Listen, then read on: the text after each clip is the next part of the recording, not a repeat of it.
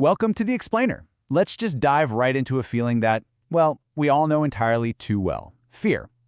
We usually think of fear as this personal weakness, right? Like it's some kind of glitch in our mental programming that we need to somehow fix or overcome. But what if I told you that we've got it completely backwards? Today, we're unpacking the ancient blueprint of fear. We're going to see how fear isn't a mistake at all, but actually a highly successful, incredibly ancient evolutionary superpower.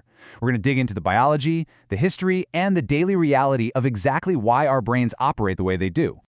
So, let's start with a scenario literally all of us have lived through. You're lying in bed, the house is pitch black, completely quiet, and suddenly, you hear a strange noise. Instantly, your heart starts pounding, your breathing shifts. Bam, you are wide awake. Why exactly does that happen? Or think about this completely different situation. Why do so many of us feel absolutely terrified? Palms sweating, stomach tied in knots, just at the mere thought of speaking in front of a crowd. And why do you involuntarily jump when a sudden shadow crosses your path, or if someone jumps out at you? It's like your body reacts before your conscious mind even realizes what's happening. The answer to all these questions is surprisingly ancient, and to truly understand it, we need to completely shift our perspective on time. Section 1. The first fear. Survive or die. I want you to mentally rewind the clock. Transport yourself to an Earth hundreds of millions of years ago. We're talking way before cities, before smartphones, before human civilization even existed. It was a totally wild, unforgiving environment where the earliest animals faced one simple, brutal challenge every single day: survive or die. Natural selection ruthlessly rewarded the creatures that reacted instantly to danger. Basically, if you ignored a threat, you became someone's food. Fast forward to a few thousand generations ago, and early humans are doing the exact same thing, avoiding predators by being hyper-alert. Which brings us to today. You and I are walking around right now with modern brains that are essentially running incredibly ancient software. Fear wasn't created to make life comfortable. It was designed strictly to keep organisms alive long enough to reproduce. It's here because it worked. Think about the evolutionary math behind this.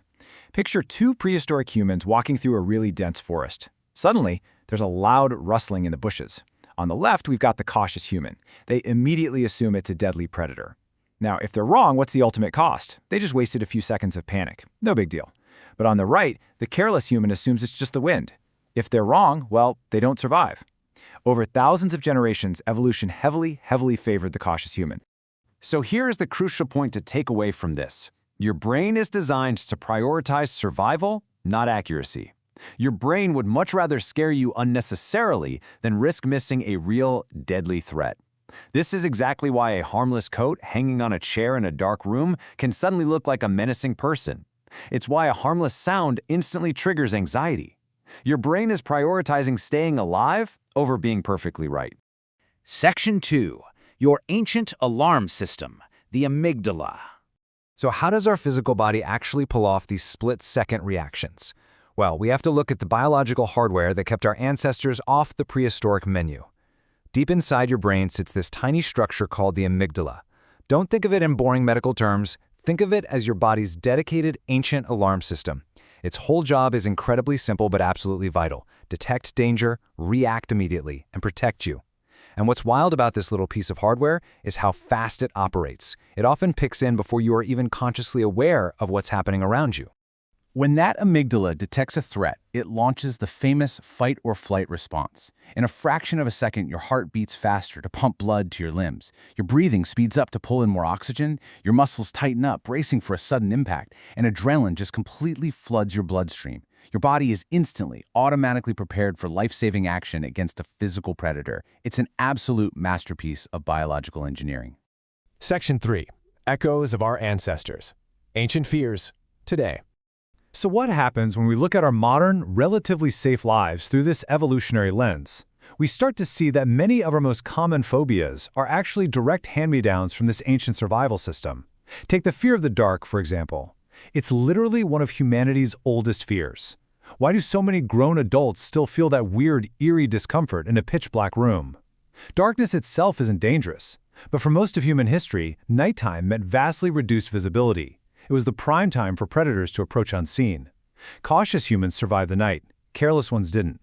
Your modern logical mind knows there's nothing hiding in your closet, but your ancient brain remembers that darkness used to hide deadly enemies. It's just not convinced you're totally safe. And then there's the fear of heights.